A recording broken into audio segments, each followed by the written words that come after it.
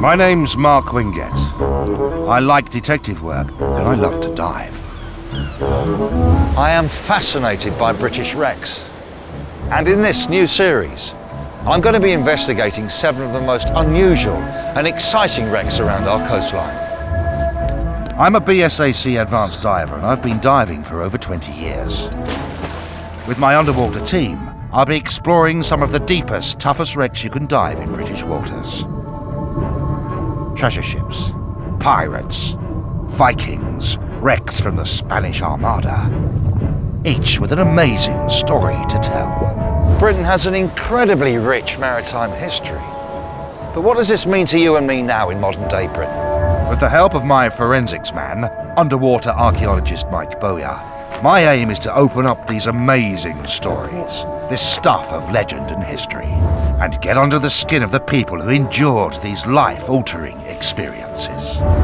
These are not just wrecks. They are moments frozen in time. They speak volumes about Britain's identity. Join me. I'm the Wreck Inspector.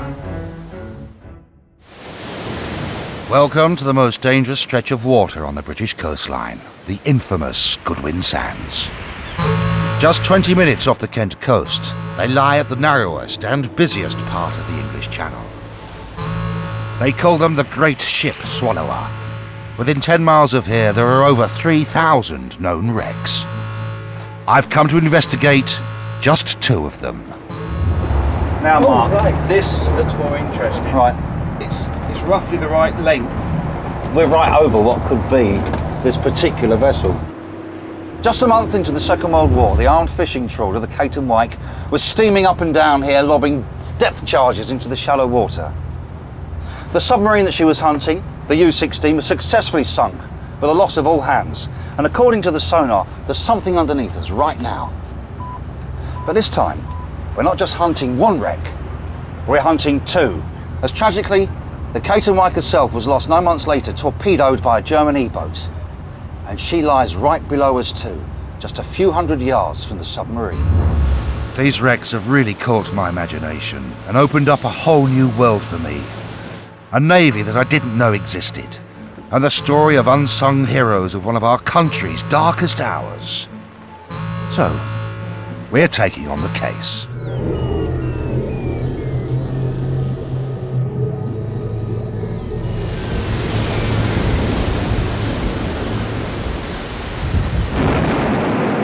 October 1939, dark days in Britain. Nazi Germany had been preparing for war since 1935. We were woefully unprepared. But Churchill had a plan, a last line of defence for Britain's coastline. A bunch of fishermen. The Kate and Wyke was one of 7,000 trawlers converted for military service.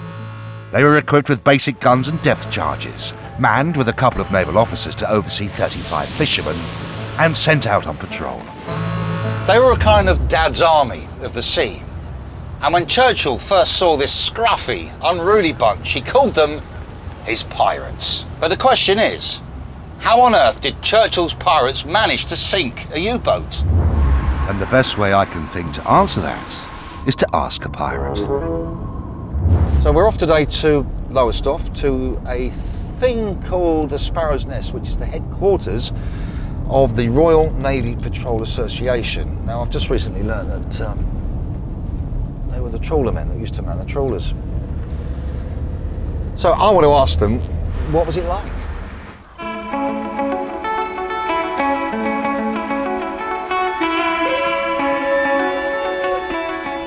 Well, here we are on the trail of the Kate and Wyke. We are at the Sparrow's Nest, which is the headquarters of the Royal Naval Patrol Service, and we've come to meet a man who heads the museum here, a man called John Dunn. John has arranged a nice surprise for me. He's got together a group of Churchill's pirates for me to meet. And like all sailors, they have hundreds of amazing stories to tell. And one of them knows the story of the Kate and Wyke. Now the Kate and, I don't know if it's Wyke or Wyke, but the Kate and Wyke. Kate and Wyke sank a U-boat, or helped sink a U-boat. Was that common? Oh yeah. Was it? But when the war started, they ordered all the fishermen in the Royal Naval Reserve to come to Lowestoft. Took their fishing gear off, put minesweeping gear on, and the next day they're out minesweeping. What you've got to bear in mind is, like now the Ark Royal got sunk and they had about 3 casualties. Yeah. But when a trawler went, you had 37 casualties, because what they done, they took the fish hold, halved it, they put the ammunition in the bottom half, and the crew's quarters was on top. So you can guess what happened if something... sitting on a bomb. And that's exactly what happened to the Caton Wick. Just 9 months after sinking the U-boat, she was sunk in the same waters by a German motor torpedo boat with no survivors. The association has its own memorial, and it's here that I find the last trace of the trawler's skipper. Chief Skipper Noble, the FDSC. You know, to a diver, it's a name. We have a name of a wreck called the Caton Wick, and a set of coordinates. And until today, when you come and meet some of these guys that actually took part in this particular sort of form of warfare, minesweeping is basically what they did. It's nothing. It means absolutely nothing. John says we had more casualties than the Royal Navy did, and yet they're not exactly forgotten, but there's not general knowledge about what these men did. Back at the museum, John makes me an offer I can't refuse. If you come into the ocean room tonight, I'll broadcast for anyone who knew anything about the Caton Wick to come and see you. Because you could wander around and there'll be a couple of hundred and you'll never hit the right bloke. Because they won't come and tell you anything unless they're asked to.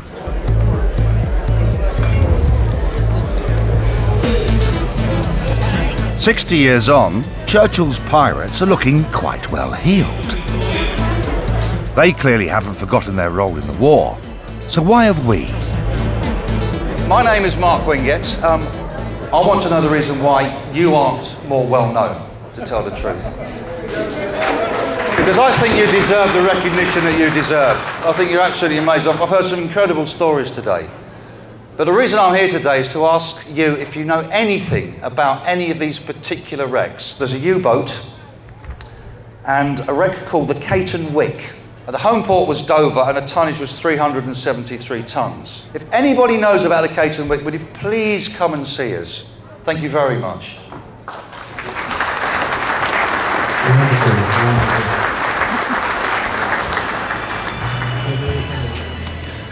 Well, it's a bit of a shame because nobody's come forward, but I've been told that they are a quite shy and retiring lot, believe it or not, and they don't really want to talk about their wartime experiences. So, somebody might give us some information later on, and we'll just have to wait and see. It has been quite an extraordinary day.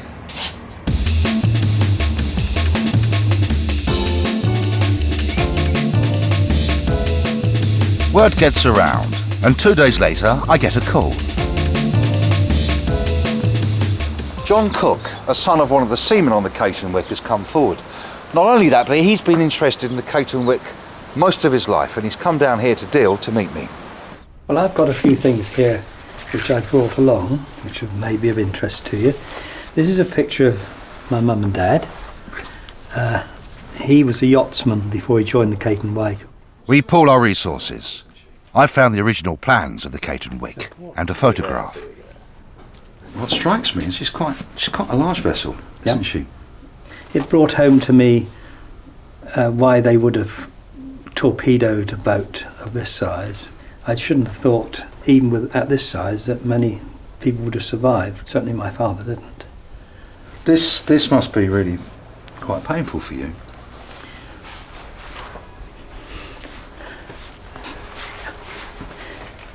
It's all right. Time to get busy. John and I are searching the local Deal papers from 1939 and 1940 for references to the Caton Wick. This local paper would not have been allowed to report a ship. Our losses, especially that early on in the war as well. Because that would have to be released from London. But there is a reference to Churchill's pirates. Absolutely, this is it. This is subject to medical examinations, fishermen who have registered under the National Service Armed Forces Act will now be called up for service with the forces. What training would they have had, John? Well, they had no training at all. For mine clearing and anti-submarine work. And As I know in my father's case, it was in half a day and back out again. just half a day. Yeah, half a day, yeah. So they're the infantry of the Navy. The Admiralty announced at midnight on Thursday that the shattered wreck of a German U-boat was found during the day on the Goodwin Sands. There were no survivors. This has got to be U-16, hasn't it? The theory put forward is that the submarine was sunk in deep water either by depth charges or from the air. She rose and drifted on the Goodwin with all her crew dead. John's stories and the newspaper accounts have really added to our evidence file. I'm beginning to form a picture in my mind of what happened that night out there.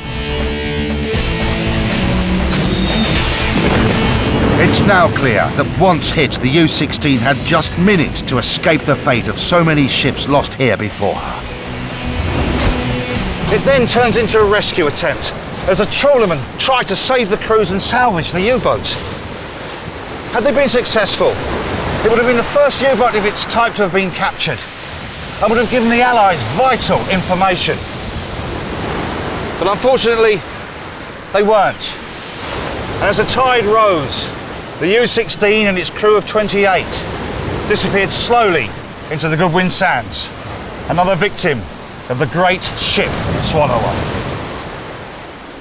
But many questions remain. And while I've been on the trail of Churchill's pirates, Mike has been busy investigating that submarine. And clever chap that he is, he's found out exactly what type of U-boat we're dealing with and has a surprising theory of what it was doing near the Goodwin Sands. Mike, tell me about this submarine. Well, this type of submarine goes back to pre-World War I. So you wouldn't send in a submarine like this to attack the shipping off the Goodwin Sands. I think that this vessel was on a reconnaissance mission, and all it was doing was logging what was going on down here, recording it for future information. Right.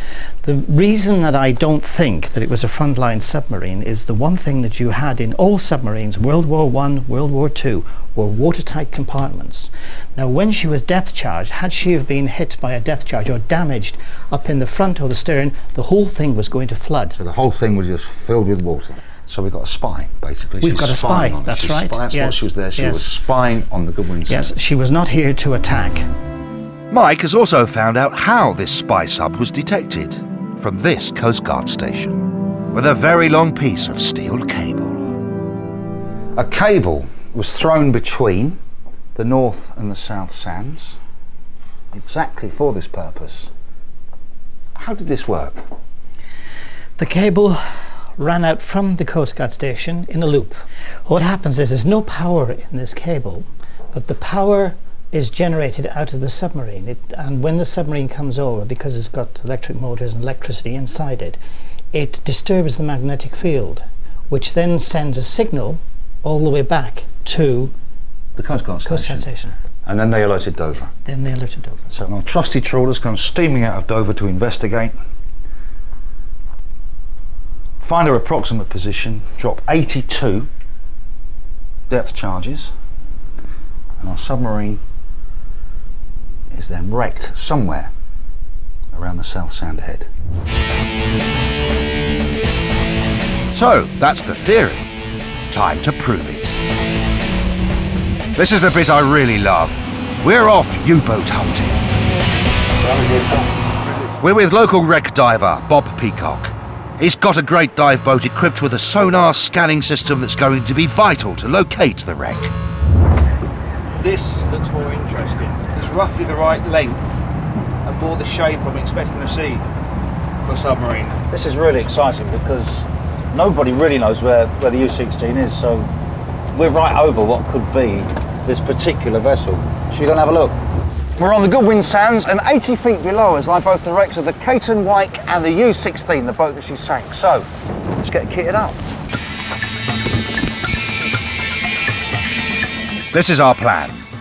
If we can closely inspect and photograph the damage to the U-16, Mike will be able to work out if a depth charge from the Caton Wick really sank her.